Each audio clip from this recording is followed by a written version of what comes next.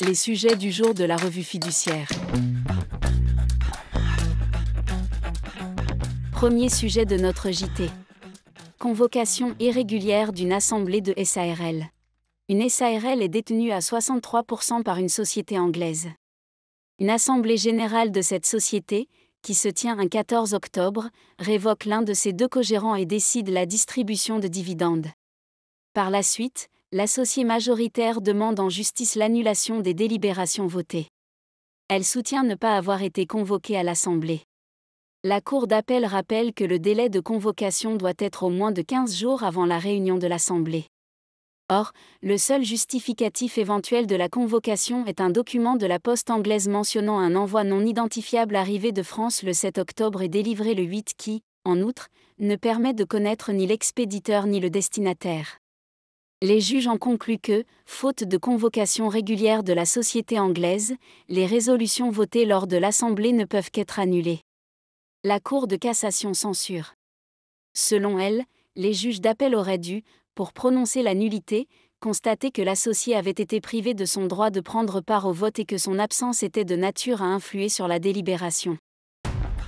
Deuxième sujet de notre JT.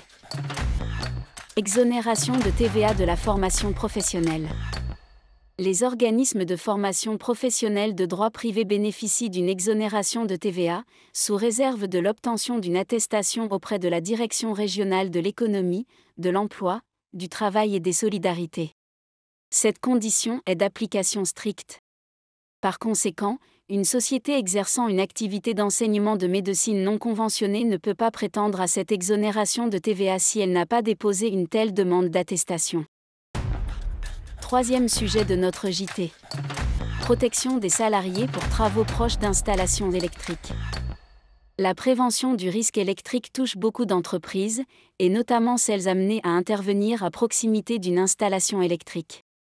Un décret du 17 juin 2024 vient compléter le cadre réglementaire fixé par le Code du travail en matière de prévention de ce risque. À cet égard, il remplace et actualise les dispositions qui étaient déjà existantes en la matière, concernant les travaux non électriques réalisés au voisinage d'un ouvrage électrique. Son objectif est de réduire l'exposition des travailleurs à des risques d'origine électrique grave ou mortels tels que l'électrisation, l'électrocution, les brûlures corporelles. Les dispositions de ce décret entreront en vigueur 6 mois après sa publication, soit le 19 décembre 2024.